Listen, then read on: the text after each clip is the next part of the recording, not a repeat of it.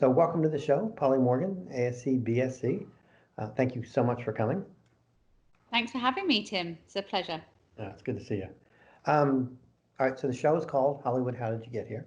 So I'm going to ask you, tell me a little bit about the early days and how you chose to become a cinematographer. So I was really fortunate in that I grew up loving movies. And then when I was a teenager, a feature film crew actually got in contact with my dad and asked if they could come and use our farmhouse for their base camp.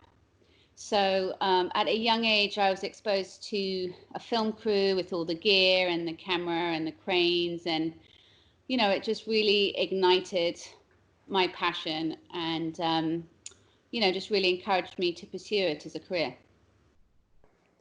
How old? I think I was 13 or maybe 14. Do you remember the first thing you shot?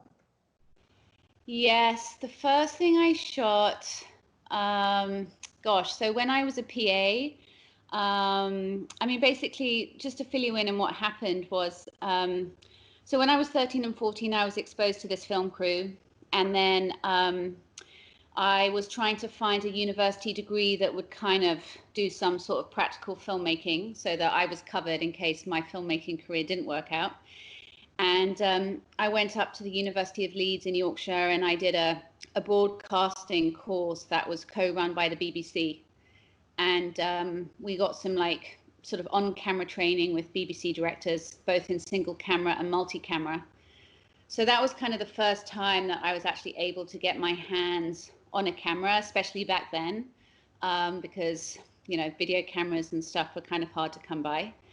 And then when I graduated from that degree, I went down to London and I worked for Ridley Scott's company, his commercial production company called RSA in Soho as an in-house PA, or as they call them in London, a runner. And while I was a runner, I sort of, you know, got into cahoots with other runners and we started making music videos and no budget commercials and short films. So do you have like formal filmmaking training? Well, I wouldn't really call it formal filmmaking training, but, you know, it was just a way for me to be able to get my hands on a camera, and it was very sparse. And, you know, we also learned to edit video, sort of online editing through Premiere had just become available.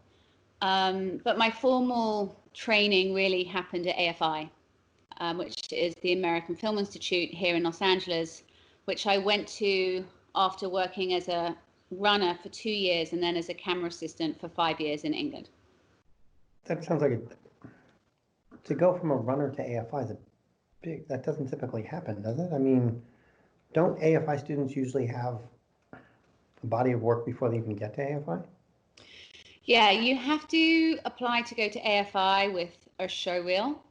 And so what I was doing is I worked for 2 years as a runner, you know, and eventually after working in-house for the company, they would start sending me out to set. And then when I was on set, I would basically hang out with the camera crew and bring them lots of tea and basically ask them lots of questions. And soon the cameramen that were on the commercials that I was running on, they said, oh, you know, do you want to come out and be our camera trainee? And that's the wonderful thing about being a sort of enthusiastic young filmmaker in the UK is that there's no red tape or unions to get onto a set with, you know, like if I wanted to go and work for free as a camera trainee, I could just go out. There wasn't any legal issues with unions or liability. So it was really fantastic. So I worked to earn money as a runner, and then whenever I could, I would go work for free as a camera trainee, and I started to learn the craft of being a camera loader. And then I started getting hired as a second AC, or clapper loader as they're called in the UK. And I was a clapper loader for 5 years. And so while I was earning money as a clapper loader, I was shooting short films that I would write and direct, short films that I would find online. I would basically shoot anything that anybody would let me shoot. And then I cut together that material, and that was the application that I made to AFI to get in. So I read something online, and I didn't know this to be true, and you and I have known each other for 10 years probably now. Yeah. Are you really the only woman to be both ASC and BSC? Currently, yes, but let's hope that will change soon.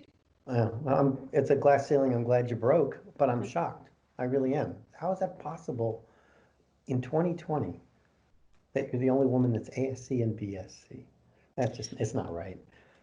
Right. Well, in 2017, when I got asked to join the BSC, I think I was the fourth woman to be a member because Sue Gibson, sadly, had recently passed away. So there were five, and then there were four of us.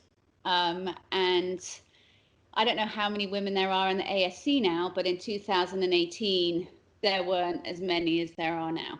So, I think the numbers are growing considerably. I think there's definitely an active desire to, balance them out and make everything equal. But especially in the UK, it was a slower process for them to adopt than it was over here.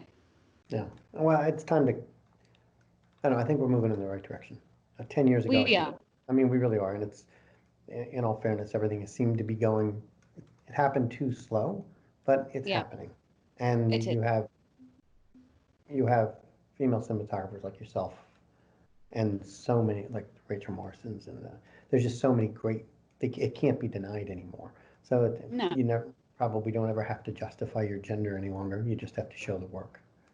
Sure. No, absolutely. I mean, I think, sadly, historically, we all know that the film business has been, predominantly white and male. And those are the stories that we all grew up seeing. And now, the people that work in the business really are actively encouraging us to seek out a diverse set of voices. We want to hear from women and men and different people of color and different people of sexual orientation, like that's what makes it exciting. Filmmaking is the most accessible art form of this century, and so we need it to be diverse because we need it to be representative of all the people out there. Mm-hmm. All right, so let's jump to 2011, and because it's us, I'm going to bring up a film called Mobius, Okay, which yes. is Why where would you we, bring that up? because I hired a woman for that shoot. That's where we met. And Yes. it sort of started this interesting revolution. I really think it started this interesting revolution and a bit of democratization. It was when the 5D Mark, no, it wasn't even the 5Ds. It was when the Canon C300 came out, and you were picked to shoot one of the very first films for it. How much has changed since then, do you think? I mean, there's 25 more cameras out there than there were before, and have a budgets changed? Have approach changed? How do you decide what camera now?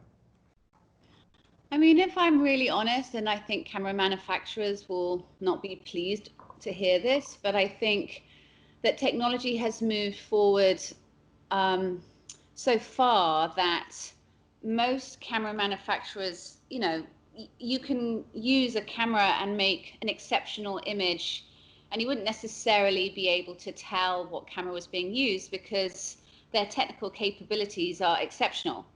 I think, recently we've moved into large format and therefore large format lenses, with the drive to shoot higher and higher resolution. And then the higher resolution just ends up calling for a larger field of view. And so now we've got a slightly different image than we all grew up watching, which is the 35mm sensor. Now we have these larger format sensors, which I think is an exciting new visual tool.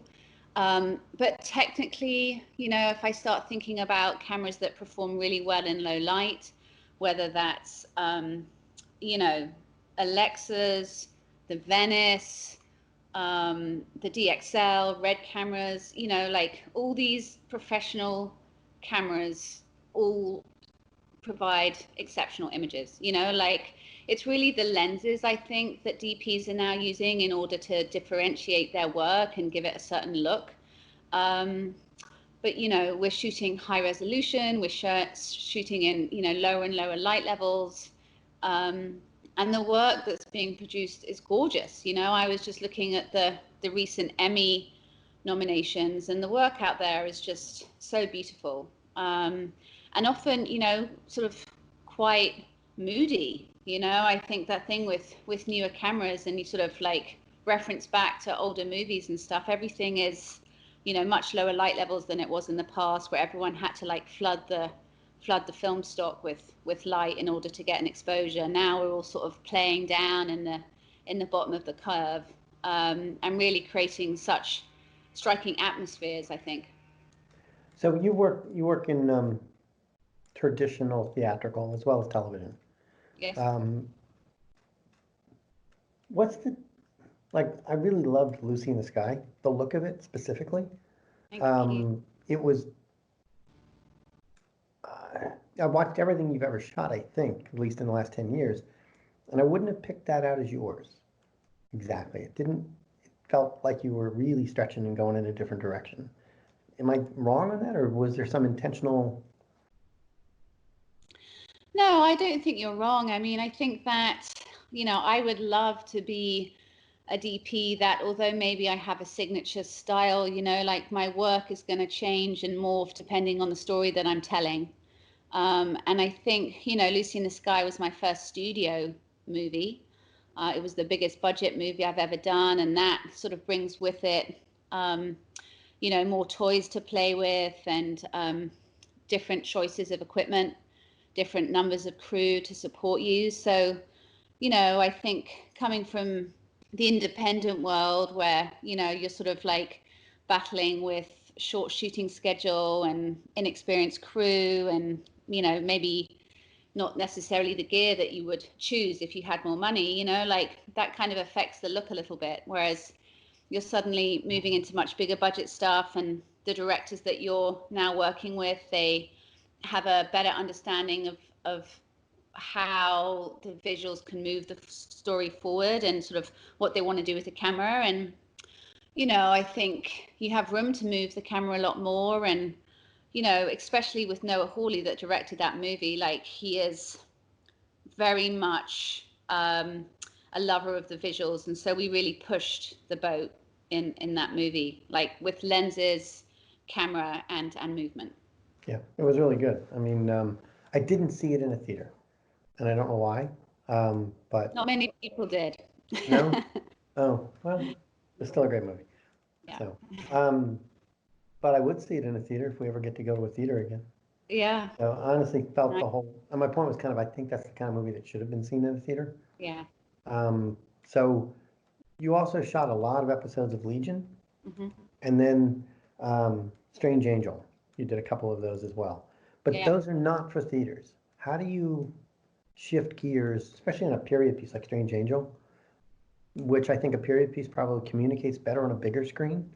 Maybe I'm wrong, but how do you sort of shift gears, or is that all up to set decorators and you just treat it like anything else? I mean, I think, yeah, I do think that sort of like the screen that you're shooting for comes into some choices that you'll make on set.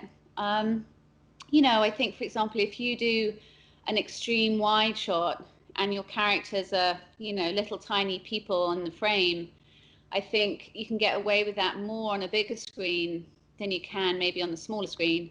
And sort of like how close do you want your close-ups to be, or how many close-ups you want to employ.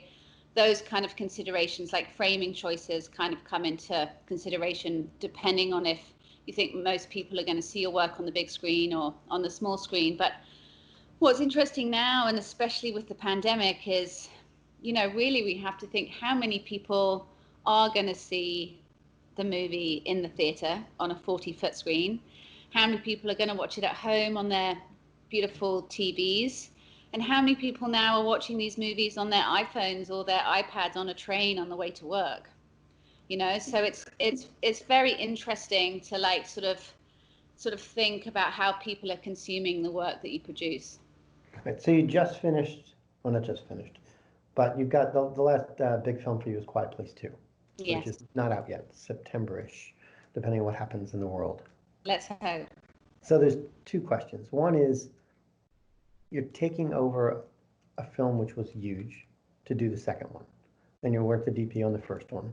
So how is the challenge of do you create a look? Do you copy a look? Do you care what the first one looked like, or you do your own way? I mean, I haven't seen it yet either, but Well, it's really interesting because it did come into consideration when I was thinking about doing the film, whether I should take it or not. The fact that it was a sequel, which wasn't that appealing to me at the time. I was kind of like, I don't know if I want to do number two, I want to do number one. But it was such a good film, and the script for the second one was so beautifully written. And I really, responded to it strongly. So, and then I had a great conversation with the director. So, I definitely reference the first one a lot. And in my mind, because the second one picks up from when the first one left off, I really wanted people to be able to go to the theatre and watch a double bill and be able to roll seamlessly from the first movie to the second. And I remember having really long conversations with John, the director, because the first movie, they ended it and they shot an exterior in the day, but they graded it to be dusk. And even when I watched the first movie, I didn't really think of it as being dusk. It just had a sort of unique look to it. But he really, he wanted to shoot this second one starting at dusk. So I definitely made sure that the work at the farmhouse with the family, I really wanted that to be seamless because I really imagined people watching them back to back. And then, of course, the family leave the farmhouse and they venture off into a more expansive world. And I think that world just takes on a look and feel of its own. And also, I think no matter how much of Charlotta's work that I referenced, which I thought was exceptional, I am just my own, you know, artist. Like I see the world in my own unique way, and I have my own unique instincts. And so, when you're sort of working under pressure and you're making choices on the fly, you just automatically go to your own choices. So I definitely had a lot of respect for the way the first one looked, and I wanted to continue it on, so it felt seamless. Yeah. and right now we're thinking maybe September. Yes, the last I heard was September the 4th. And I get asked all the time, maybe, will the movie be released streaming instead of theatrical because of the pandemic? But honestly, I think like the first movie, this is a movie that you want to sit in a dark room with a group of people and share the experience, because it's full of jumps, it's full of emotion. It takes you on a very emotive ride, and I think that's best a shared experience. Yeah, I agree. That was sort of my second question is, what a shame if it doesn't actually show up in a big dark theater. Yeah. And dark theaters might be even scarier by September. Who knows? Yeah. So every time somebody I sneezes, mean, we'll all jump. oh my gosh. I mean, I think it will, just because, John, he really, we fought to shoot that on 35 mm film. He really believes in that whole traditional experience of filming and the sort of cinematic experience. So I really hope that you do get to see it in a theater. How was the film experience for you? Because how many film projects have you shot? I mean, honestly, it was very nerve-wracking to me. The last time I exposed film was when I had just left film school, and Michael Goy, ASC, gave me a job shooting additional photography for him on the second season of American Horror Story. And I was scared to death then, and nothing really had changed over the last, I don't know, 8 years or something. But it's amazing how familiar you get when you're doing it all the time. And I did a lot of camera tests. I did, I tested various stocks. I pushed them, I underexposed them, I overexposed them. And I really, was paying close attention to the dailies and my exposure, just to make sure that everything was good. But it was a daunting process, having just relied on digital cameras and monitoring and the waveform and having a DIT. You get very comfortable in that world, but it was also very freeing, because instead of running backwards and forwards to a tent, I'm just right there with an iPad looking at a very blurry image that you can't really tell what's going on, and I just have my light meter and I was next to the director, and I was next to the actors and the operators, and I felt very much part of the process, which was fantastic. How did dailies feel? How did it feel like the next day actually? I mean, in the digital world that I was in and been in with you, dailies aren't that big a deal. You know, you kind of know what you got in the tent. How did it feel like to go to a daily? Was there sort of a Well, I've never been involved in a project shot on film, but I can't imagine holding my breath for 24 hours all the time.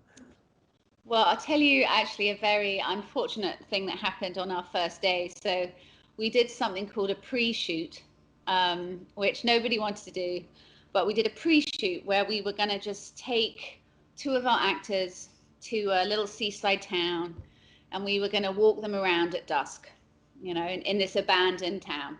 And it was going to be kind of spooky, and we were going to, you know, I got the special effects department to bring in like low-lying fog. And so we go down there. It's like just before the 4th of July weekend, I think. And our remote head guy pulls his back out. So our plan to shoot completely goes out the window because I was going to be on an electric car with a remote head. So we had to just jump on the Steadicam. But everything got delayed. And so instead of shooting dusk, we ended up shooting into night. And I was not prepared to shoot into night. That was not the plan. I did not have enough big guns up on condors to expose the film the way that I needed to expose it. And so, you know, my first round of dailies was not the most encouraging because they were all very dark. And, you know, it was an unfortunate way to start the movie. And actually, shots from that shoot are in the film. But, you know, it definitely gave me a bit of a scare at the beginning, and then, you know, sort of made me super conscious of light levels from then on in. But, you know, it's the same on every production I do, is that I'm always the one looking at dailies like most DPs, and most people don't really bother to watch them. Apart from on this movie, obviously, studio heads are keeping a beady eye. And now everybody that listens to this podcast. yes, So, exactly. But you know what? The reason that I'm sharing that story with you is that, you know, as DPs, we're all fallible. Everyone always makes mistakes. And, you know, like I said, it's in the movie and it looks good, you know, and we can sort of beat ourselves up or whatever, but everyone's human, and, you know, we all make mistakes here and there. well, we'll all be looking for those mistakes. Sorry to bring up that painful memory. Going back to your early days again for 1 second. Yeah. The gist of what I got out of that was you just kept working. That your education was just keep working and shooting. Your formal education came at AFI, but everything else was pick up a camera. So there will be, hopefully, there's people listening out there that are aspiring to do what you did. Any advice, any suggestions for them? So, you know, I was so fortunate in the fact that that film crew came to our farmhouse, because it's so difficult for young people all around the world to have a dream of working in a certain career and having absolutely no idea how to get there, you know, and especially back then, whatever year that was, you know, it was pre-internet. It was very difficult for anybody to sort of get their foot in the door in the film business. And I think, you know, it's important now to you know, give people encouragement, and hopefully there's more and more workshops as filmmaking has become more available to people as a career choice. But for me, you know, I was so lucky to have that experience. And I also, when I was younger and still do, suffer from dyslexia. And when I was at school, my teachers told me that I should leave school and I should be a secretary, or I should be a work in hotel management. And they called my mother in, and they encouraged me to go do something vocational. And I think luckily for me, the kind of person that I am, is that made me all the more determined to prove them wrong.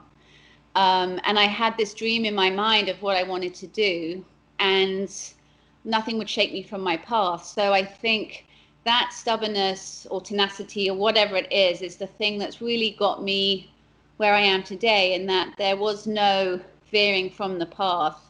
And I think that I can't tell you how many times my family would say to me, why don't you think about doing something else? Like, we don't really know what it is that a cinematographer does, and you haven't had any money for your whole life, you know? And I would just never give up. I think that is the thing about filmmaking is it's difficult, it's competitive, there's lots of barriers to entry for many people out there. And if you really want to do it, you have to figure out a way, and you just have to keep shooting. And for me, I was not in any way shy of trying to get people to hire me to shoot. I would shoot anything. I didn't care what it was. And that's the thing. It just, every time I picked up a camera, I learned something else. I met somebody else. And all those experience kind of like, you know, has led me to where I am today. Yeah, on your credits, there was one title that I just loved from one show way back. This is 2004. And you were a camera assistant on an episode called Car, Boot, and Pigeon Shit. I don't know if you even remember that. That's on your IMDb. Oh, God. A 2014 episode as an assistant camera operator on Car, Boot, and Pigeon Shit. So yeah, shoot everything you can shoot. It's a great title. Good name for a rock band. Yeah, I met this DP once that said to me that he would only shoot things that once they were on his IMDb that he would be proud of. And I was like, you know what? I just wasn't, I wasn't proud. I just had to shoot whatever I could, you know. Oh, I don't even know what it I don't even know what it looks like. I just love the title. Yeah. No, exactly. I mean, I can't even remember what that is. 2004, who cares? Who cares? All right, so we are going to take a little bit of a break here, and then we're going to come back and we're going to go to the section called Craft, and we're going to talk a little bit about, we have already a little bit, but about the tools that you need for your trade. So we'll be back in just a minute. All right, we are back, and we're here with Polly Morgan, and we're going to talk a little bit about the craft of filmmaking. I know we've done a lot of that because that's what Polly's all about, but given all the tools you have you have access to today, are there things that are sort of your go-to type of gear? What do you not go to a set without? Gosh, the tools that I use just really depend on the project that I'm shooting. It really does vary greatly. I think that, moving from independent film to American TV to Legion and Strange Angel, and then moving into studio movies, my ability to move the camera has completely shifted, and I've learned about new tools because, working on independent movies, the camera's probably on your shoulder. If it's not on your shoulder, maybe it's on a dolly if you're lucky. Whereas, as soon as I started shooting Legion and the camera was doing acrobats, I, got quickly used to different remote heads, different arms, different remote like vehicles, and all kinds of exciting new ways that I hadn't been exposed to before in order to provide camera movement. So I think with the bigger budget productions, that's an exciting thing that's now available, is that we have more choice of how to move the camera to tell the story. But also, lighting wise, usually I'll just base my lighting package on sky panels, and Astera tubes, Titan tubes, all these different LED units that are so flexible to use because of low power and sort of low heat. And, I think I've always been one to shoot my projects with different camera systems. I sort of bounced around a lot depending on the requirements of the job. And also my lens choices. They also, I think that they really are the things that help, shape the look of whatever it is that I'm shooting. So I spend a lot of time doing lens tests before a production will start up. Well, I mean, lenses are personal. Lenses become very personal. Cameras are cameras. Cameras perform well. You learn the limitations of the cameras, things like that. But you really create a relationship with glass.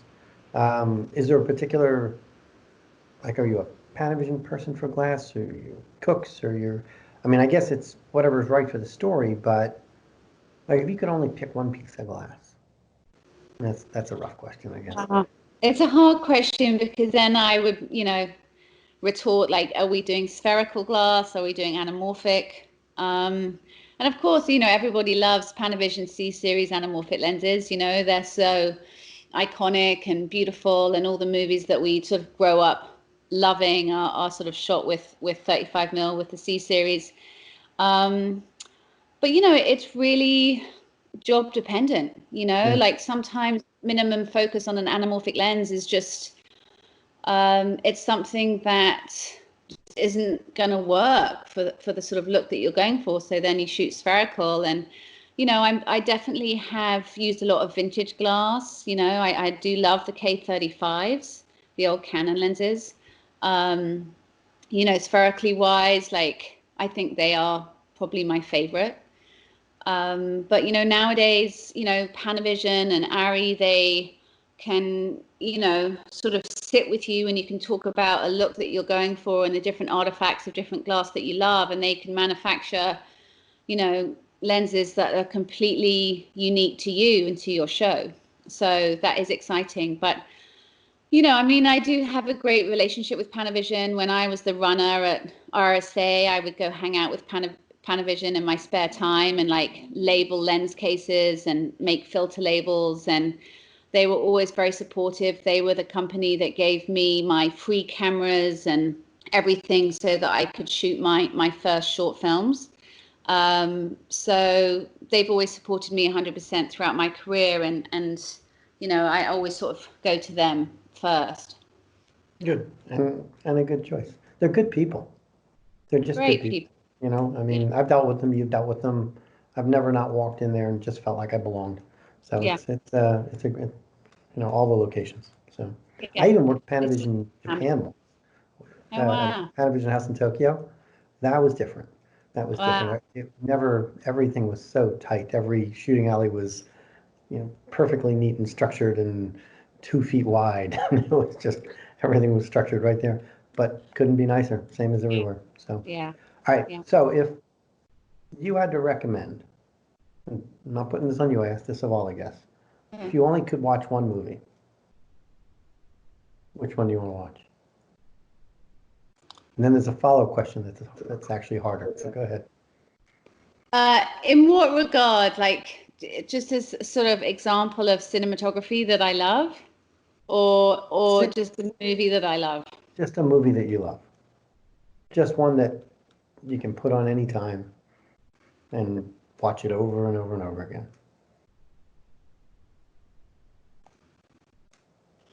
I mean, the movies that I love the most are the movies that I grew up watching and the ones that inspired me to do what I do. And an example of that would be, Empire of the Sun.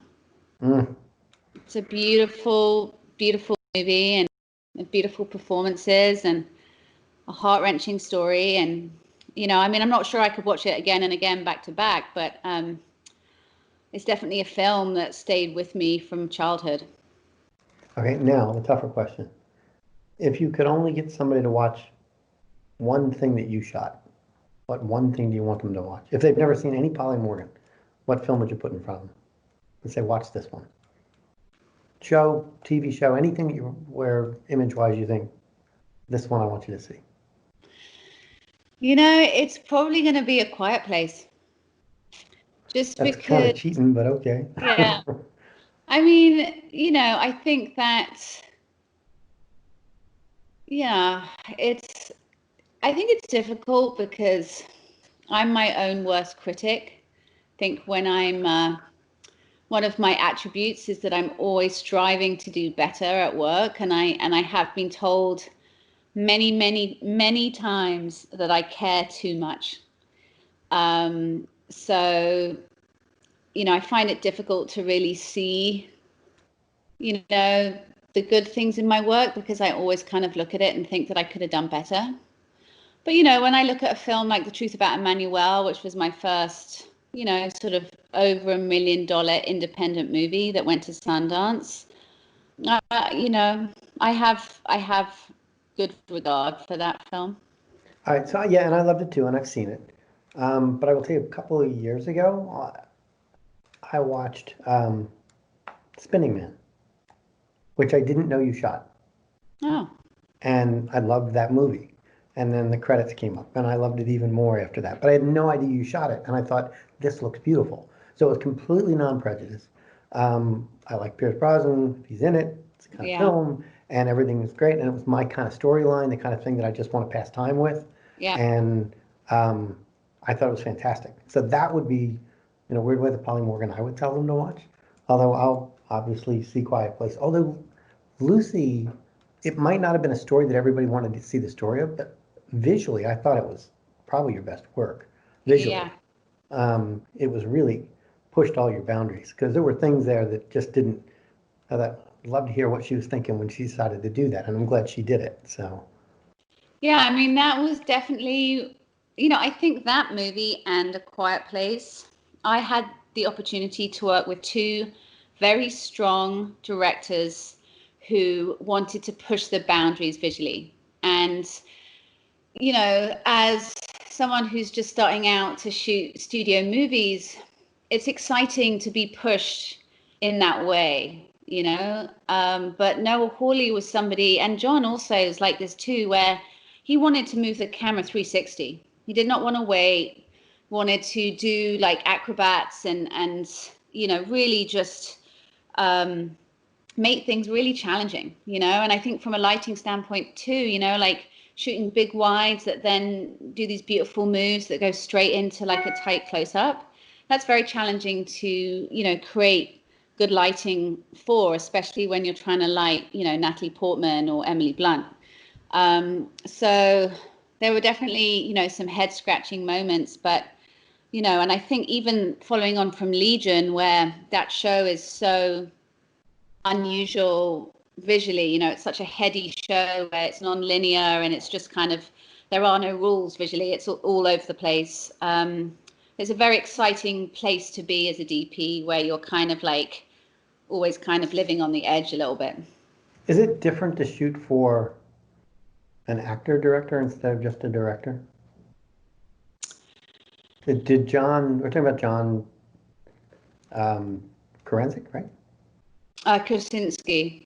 I'm sorry, what you're saying. Apologize, sir. But is it different when you're working for an actor-director? Do they come at it from a different direction? Not really. I think, the only tricky thing that it brings with it is time, It's sort of like there's two elements. There's trust and there's time. So, if we do a take and then John walks up and we sort of shake our head and we say, no, that didn't work. He doesn't watch playback, he's just going to go back, he's going to do it again. And then if he comes over and he goes, how is that? You say, we love that one, and then he'll watch it back and then I'll say, okay, yeah, that was good, but I want to do something different. So it's kind of that trust that the director puts in you to know whether you think you got it, and then the time it takes to watch playback. And obviously, everybody's different. I did The Intervention with Claire Duval, and we never watched playback once. She just put the trust in me and the script supervisor, did we get it or not? And so, I think maybe some actor directors, maybe they want to play back every take, and some don't want to watch it at all. So it really depends on the individual. All right. Well, thank you so much for coming on. Appreciate you taking time. You're welcome. I know the baby's sleeping, so we'll let you go. Congratulations on the baby. Thank you so much. God, I hope we get to be in the same room again sometime soon. That would be lovely. It really would. 2020 can't end fast enough. So No. anyway, I really appreciate you coming on, and I hope to see you soon. Thank you, Polly. Thanks, Ted. Take care. You too. Bye-bye. Bye.